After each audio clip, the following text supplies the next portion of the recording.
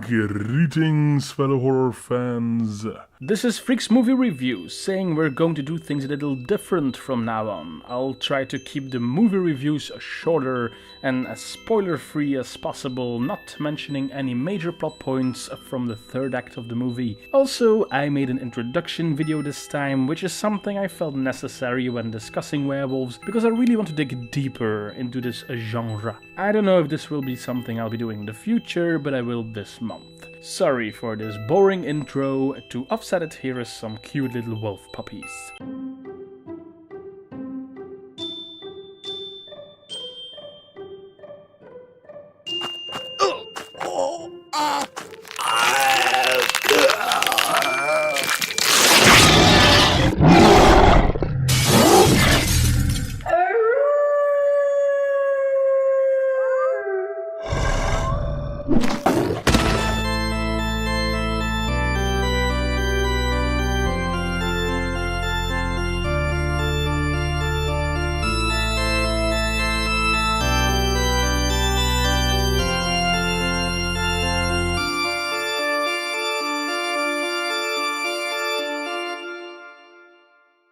Werewolves, interesting creatures, half man, half beast, the duality of our nature, civilized morality versus inner killer instinct. Here we discover the curve towards progressive behavior and the ultimate realization of the goal of evolution, which grants the benefits of added awareness and unlimited bounties of happiness, also known as bliss, which is a result of the laws which govern physical behavior merging with the highest levels of spirit and together manifesting in a magical and mystical level of cosmic awareness, becoming one with the longing for complete surrender to the higher self, which has potentially been waiting these long eons of time and in fact sometimes has been dipping into a state of semi-sleep or unconsciousness bordering on complete absence of thought. Wow, I seem to have gone down the David Lynch route a little too much.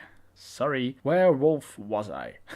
Sorry again. Let's talk about werewolves. I love werewolves. I think most fans of horror do. And everyone knows of them, of course. They have been part of history, mythology, folklore, legend, fairy tales and culture for a long time. Even tracing all the way back to the caveman days. Oh, sorry, that's the wrong clip. That's ridiculous.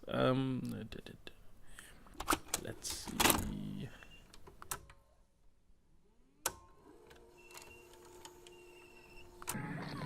There we go. That's better. Several historians believe that a certain drawing in the cave of Les Trois Frères in southern France is a depiction of a man transforming into an animal, which may indicate a belief in lycanthropy, as shapeshifting into animals is called, was already present in approximately 13,000 BC. C'est magnifique, n'est-ce pas? Mais c'est quoi ça? C'est le loup-garou. Mais c'est faux ça! Oh mon Dieu! The first popular story of lycanthropy, which is a transformation to wolf specifically, may come from the writer Ovid, whatever. He wrote a poem in the 1st century based on the myth of Lycaon, a cruel king. He served Zeus, or in some versions the god Jupiter, or in another Arceus. There was that one with Cthulhu. I don't think those are real. Anyway, he served human flesh to test if Zeus was really an omniscient god. Zeus couldn't see the humor of this, and as a punishment he turned King Lycaon into a wolf-like creature, which is where the term lycanthropy comes from. In the Middle Ages, the idea of werewolves became widespread as a superstition, taking form of urban myths, fairy tales and cautionary stories, which made sense in a way, seeing that the wolf was the most fierce and dangerous natural enemy of man and woman. The wolf doesn't discriminate. All stories about werewolves took different forms and ideas, with some reoccurring elements, like the link with witchcraft and of course the relation with the full moon. This again makes sense, as a lot of people already believed that the full moon could make people crazy or mad, which is where the words lunacy, lunatic and Lundgren derive from, by the way. No, not Lundgren. Centuries later, there are even reports of werewolf trials taking place next to the witch trials. And even today, there is still much talk about lycanthropy as a form of entertainment, as a psychological condition, and yes, It's not emo and it's not goth. It's, well, more animal than that. We're not a gang at all. Like, gangs are posers. They just want attention. They just want attention. They just want attention. So if you thought the witch's religion was utterly ridiculous, it still is. But now you can add lycanthropy to the list. Jamie, our puppy. Right now, she's Marvelous.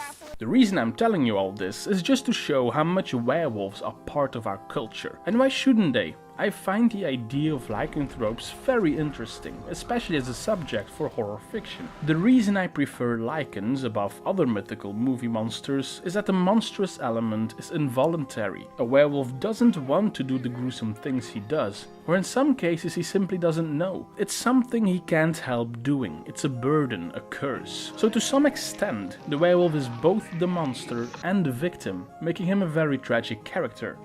I can't help myself. Another reason I like werewolves so much is that the transformation into a beast can be used, and has been used, as a metaphor for several interesting ways of storytelling. Mostly, the inner beast motif is used in a sexual context, as a metaphor for sexual obsession, oppression, jealousy, discovery, exploration, and so on. It has also been used as a metaphor for breaking the restraints of civilized society, raising questions about morality, rebellion, or even political satire. But, as infamous and interesting as a werewolf character is, it makes me wonder why there aren't that many good werewolf movies. Don't be afraid of me, my child. I want to help you. I don't need any help. You should not run away from home. I don't like home. Why, child? Because my stepfather tried to rape me and he's a werewolf. It seems to me that as far as horror movies go, werewolves are always pushed aside by other monsters. They're always second place, often appearing as secondary characters, and almost never appearing in the title or even the poster. I don't think that's fair. Lycanthropes deserve much better than that. So with the question, as of why werewolves are so disrespected in the cinematic landscape in mind, I decided to dedicate this month completely to werewolves. And in the next video I will attempt to find an answer to this question, taking a brief look at the history of werewolves in cinema. Then after that I will review one werewolf movie from a certain wave of horror in cinema each episode, starting with the most iconic one of all, 1941's The Wolfman, followed by the 60s Hammer Studio film The Curse of the Werewolf, then one from the 80s, the beloved An American Werewolf in London, and finally a more recent one from the year 2000 that's also a relic from the 90s, Ginger Snaps. So keep your silver bullets at hand, as there will be a lot of talk about werewolves this month. And stay tuned for our second episode. Thanks for watching this introduction and feel free to comment, like and subscribe. Freaks out!